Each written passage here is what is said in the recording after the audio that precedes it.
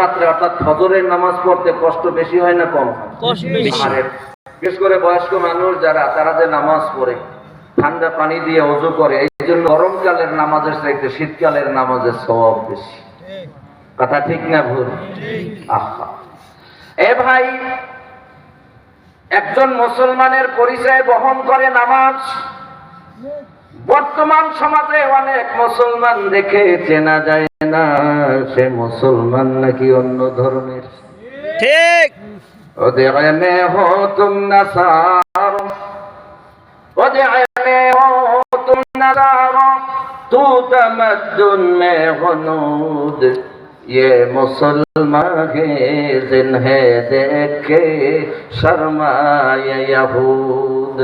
चल चलने हिंदू তুমি, চাল চলনে হিন্দু তুমি, বেশভূষাতে খ্রিস্টান, মুসলমানেই নাম যারে দেখে ইয়াহুদ করে লজ্জা জ্ঞান। বর্তমান সমাজে মুসলমান দেখে চেনার উপায় নাই, কিন্তু যে লোকটার মুখে দাড়ি নাই, মুসলমানি কোনো লেবাস নাই, সে লোকটা যদি আজান শোনার পরে মসজিদে ঢোকে তো বোঝা যায় সে মুসলমান। ঠিক কিনা? যেমন আমার মসজিদ সিটি ইউনিভার্সিটি মসজিদ, এখানে দেখা যায় মেজরিটি আমি এমন লোক দেখি যারা আওয়াবিন নামাজও পড়ে কিন্তু মুখে দাড়ি নেই। আওয়াবিন নামাজ পড়ে, 5 ওয়াক্ত নামাজ জামাতে পড়ে। আর ইউনিভার্সিটির ছাত্ররা তো বোঝেন, এরা তো বেশিরভাগই অন্য মডেল, তাই না? কিন্তু যত যাই মডেল ধরুক না কেন, নামাজ যদি তার ঠিক থাকে তো বোঝা যায় যে সে মুসলমান। তবে একটা কথা মনে রাখবেন, আবার কেউ ধরে নেবেন না যে তাহলে ওভাবে চললেও বুঝি কাম হবে না। এ ভাই, মুহাম্মাদি সুরাত ছাড়া কবরে গেলে নাজাতের কোনো আপনার থাকবে না, থাকবে না, থাকবে না। মুহাম্মাদি সুরাত ছাড়া কবরে আল্লাহ এলাও করবে না, গ্রহণ করবে না। মুহাম্মাদি সুরাত কি বোঝেন? हमसूरत हमसीरत मुस्तफा, हमसूरत हमसीरत मुस्तफा, दर तमामी हाले उकुन इत्तिबा, माना हब्बा सुन्नती को याद कर, माना हब्बा सुन्नती को याद कर, बा मुहम्मद जाए तू जन्नत लेकर, मन तमस्सक सुन्नती को याद कर, मन तमस्सक सुन्नती को याद कर, अजरो शहीदों का हासिल तू कर। ভাই, এই যে আমাদের সুরত, এখন তো আমাদেরকে মাশাআল্লাহ অতটা আন্ডার এস্টিমেট করার সুযোগ নাই, আমাদেরকে অতটা ইনসাল্ট করার সুযোগ নাই, অতটা অপমান করার সুযোগ নাই। কারণ একটা সময় আমাদেরকে বলা হতো মাদ্রাসায় পড়লে খাইবে কি? ঠিক বলছে, বলতো না? ঠিক। মাদ্রাসায় পড়লে খাইবে কি? আমার জানা মতে আমি ঢাকা সিটির ভিতরে বহু প্রোগ্রাম করি, আল্লাহ করায়।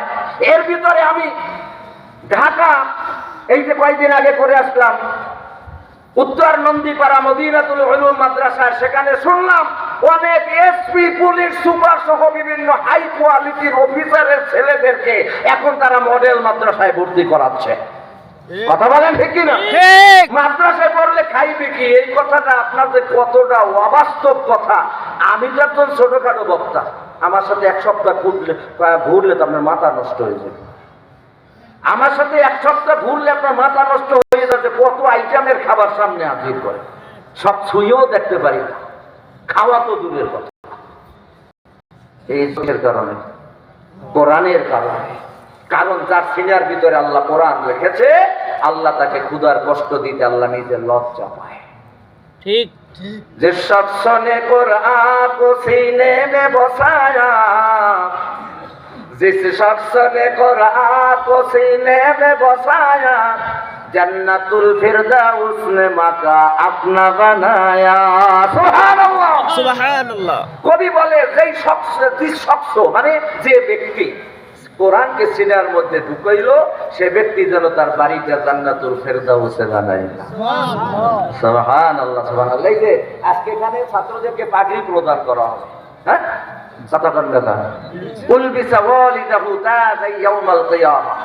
আজকে এখানে হুজুরে পাগড়ি দিবে। কিসের পাগড়ি? কথা বল না, কাপড়ের পাগড়ি। কিসের বাঁধবি? কাপড়ের। আর উলবিসা ওয়ালিদাহু তাজা ইয়াউমাল কিয়ামা, আর কিয়ামতের ময়দানে আল্লাহ হাফেজ শব্দের মাথায় নিজে নূরের টুপি পরাইয়া দিবেন। সুবহানাল্লাহ। जिस शख्स की औलाद हुए हाफिज कुरान, जिस शख्स की औलाद हुए हाफिज कुरान, महशर में मिलेगा उसे एक ताज दुरहशा, महशर में मिलेगा उसे एक ताज दुरहशा, उल्बिस वालिदहु ताजै यौमल कियामा। আমি যে উর্দু সেটা বললাম, এটা হলো তার হাদিস। আল্লাহ তাআলা নিজে নূরের টুপাইবে, দাউহু আহসানু মিন দাউইশ শামস। ওই টুপিটা এত বেশি আলোকিত হবে যে সূর্যের আলো তার কাছে ম্লান হয়ে যাবে।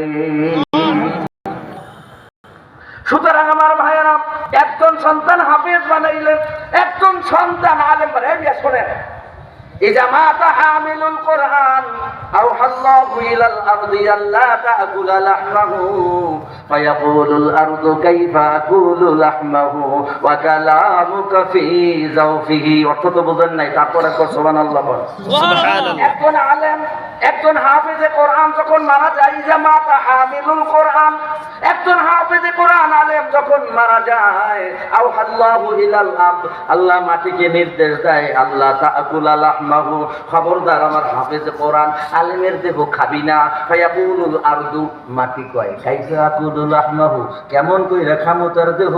ওয়া কালামুকা ফি জাওফিহি, আমি দেখতে পাচ্ছি তার সিনার ভিতরে তোমার কোরআন। এই হাদিসটার ভিতরে, এই হাদিসটার মধ্যে মুহাদ্দিসিন কেরামে হাদিসটাকে গরীব বলেছেন, কিন্তু উসুলি হাদিসের একটা পরিভাষা আছে, ইয়াদুদুল আমালু বিহাদিসিদ দাঈফ। ফজিলতের হাদিসগুলো দুর্বল হলেও আলোচনা করা জায়েজ আছে। সেই হিসেবে আমি কথাটা বললাম। আলহামদুলিল্লাহ, আজকের মাহফিল